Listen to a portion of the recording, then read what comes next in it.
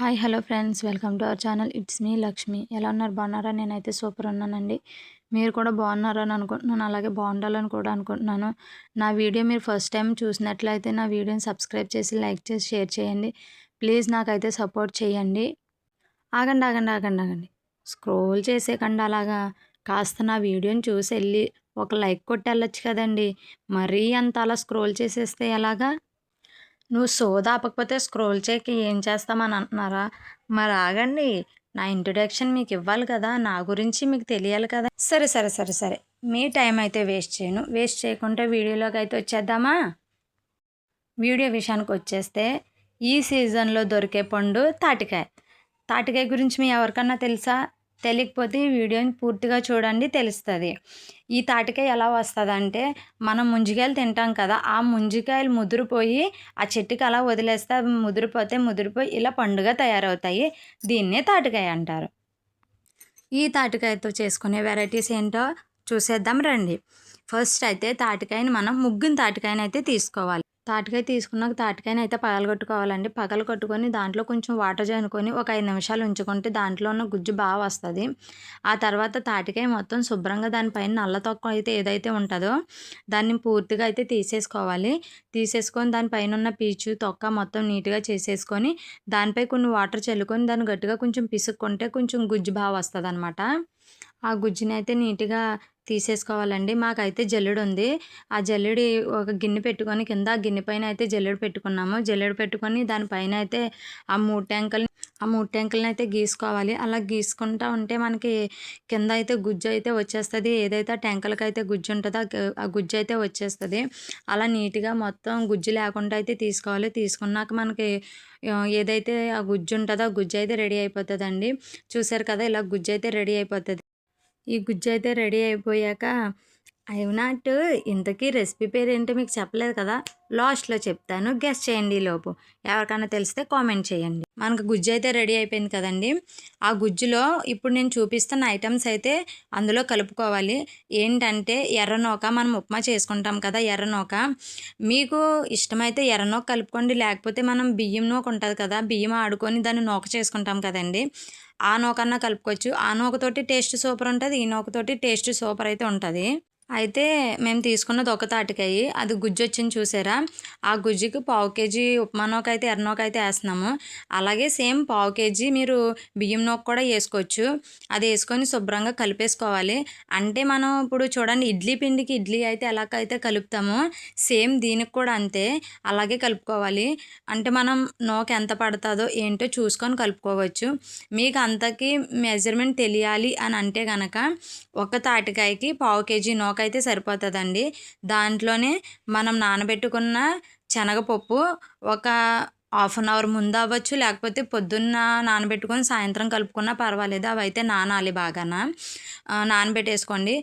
ఒక గుప్పుడు నానబెట్టుకుంటే సరిపోద్ది. అవి ఓన్లీ టేస్ట్కి మాత్రమే. అవి కూడా అందులో అయితే వేసేసుకోండి. మనం ఏదైతే తీసి పెట్టుకొని ఉన్నామో గుజ్జు, ఆ గుజ్జులో వేసేసుకోండి.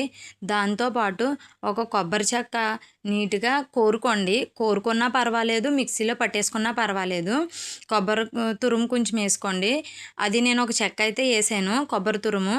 మీ ఇష్టం, మీకు కొంచెం టేస్ట్ ఎక్కువ కావాలనిపిస్తే కనుక ఒక రెండు చెక్కలు అయితే వేసుకోవచ్చు. మరీ ఎక్కువ అయితే టేస్ట్ ఇంకా అంత బాగోదు, నాకు తెలుసుండి. ఒక చెక్క అయితే నేను ఆడుకున్నాను నీట్గాన, మిక్సీలో పట్టేసుకున్నాను. ఇప్పుడు కూరలు ఎక్కడ ఉన్నాయంటే, కోరుకుందామన్నా కూడా కూరలు దొరకట్లేదు కదా, అందుకని చెప్పేసి మిక్సీలో అయితే పట్టేసాను. మిక్సీలో పట్టేశాక దీంట్లో అయితే మనం షుగర్ అయితే యాడ్ చేసుకోవాలి. షుగర్ అయినా పర్వాలేదు, బెల్లం అయినా పర్వాలేదు. అంటే షుగర్ ఎక్కువ ఉన్న వాళ్ళు ఎందుకు షుగర్ అది వేసుకోవడం అని అనుకుంటారు, కానీ ఇది తినాలని అనిపిస్తుంది కదా, అలాంటి వాళ్ళకి బెల్లం అయితే సూపర్ ఉంటుందండి.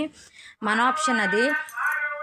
షుగర్ అయితే మన తీపికి సరిపడ్డండి. అంటే తీపి ఎక్కువ తిన్నవాళ్ళు కొంచెం షుగర్ ఎక్కువ వేసుకోవచ్చు. లేదు తక్కువ తింటాము, మనకు మీడియంగా సరిపోవాలన్నప్పుడు అన్నవాళ్ళు 2-3 స్పూన్స్ వేసుకుంటే సరిపోతుంది.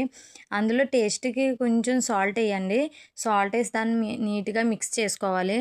నీట్గా మొత్తం మనం వేసిన ఇంగ్రీడియంట్స్ అన్నీ ఆ రుబ్బులో అయితే కలిసిపోవాలి. మనం ఏదైతే ముందు తీసుకొని పెట్టుకున్నామో అందులో అయితే మొత్తం కలిసిపోవాలి నీట్గాన. కలిసిపోయి అంత అలా కలుపుకోవాలి. నీట్గా కలుపుకున్న తర్వాత మనకి ఆ జోరు కూడా చూసుకోవాలి. మనం వేసుకునేది అట్ట ఇడ్లీయా, దాన్ని బట్టి చూసుకొని మనం వేసుకోవాలి వాటర్ కూడా.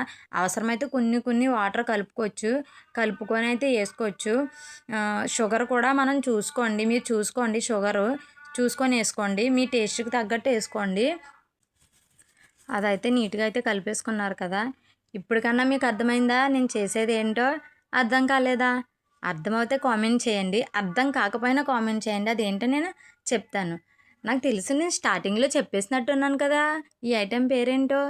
అస్సలు గుర్తులేదండి, గెస్ చేయండి ఐటెం పేరేంటో. బాగా మిక్స్ మిక్స్ మిక్స్ మిక్స్ చేయండి, బాగా మిక్స్ చేయండి. బాగా మిక్స్ చేసేసాక తర్వాత ఏం చేయాలో తెలుసా మీకు? మీకేం తెలుస్తుంది, నేను చెప్తాను కదా. అందరూ చేతులు పెట్టి టేస్ట్ చూడాలి. మస్తుగా ఉందా టేస్ట్? అస్సలు బాగోలేదా? మాకైతే షుగర్ సాలలేదు, మళ్ళీ వేసుకున్నాం. మీకు షుగర్ సాలకపోతే మళ్ళీ వేసుకోండి. టేస్ట్ చూసాక ఎలా ఉందో కామెంట్ చేయండి, లేదా నాకు చెప్పండి. అయితే ఇప్పుడు మాకు కొంచెం షుగరును సాల్ట్ సాలలేదు, నేను కొంచెం షుగరు సాల్ట్ అయితే యాడ్ చేసుకున్నాము. యాడ్ చేసుకొని మళ్ళీ ఒకసారి దాన్ని అయితే నీట్గా అయితే కలిపేసుకున్నాము. మనం ఎంత నీట్గా కలుపుకుంటే మనం చేసుకునే రెసిపీ మనకు అంత నీట్గా అంత టేస్టీగా అయితే వస్తుంది. అందుకని చెప్పేసి మొత్తం ఆల్ ఇంగ్రీడియంట్స్ అయితే కలిసేలాగా అయితే కలుపుకోవాలి దాన్ని. లేకపోతే ఒకవైపు సాల్ట్ ఉండిపోద్ది, ఒకవైపు షుగర్ ఉండిపోద్ది, షుగర్ కరగదు. అందుకని మనకు టేస్ట్ సరిగ్గా తెలియదు. మీకు నచ్చితే షుగర్ బదులు బెల్లం కూడా యాడ్ చేసుకోవచ్చు. యాడ్ చేసుకున్న తర్వాత దీన్ని నీట్గా కలిపేసుకున్న తర్వాత మేమైతే పొయ్యి మీద చేస్తున్నాం ఈ రెసిపీని.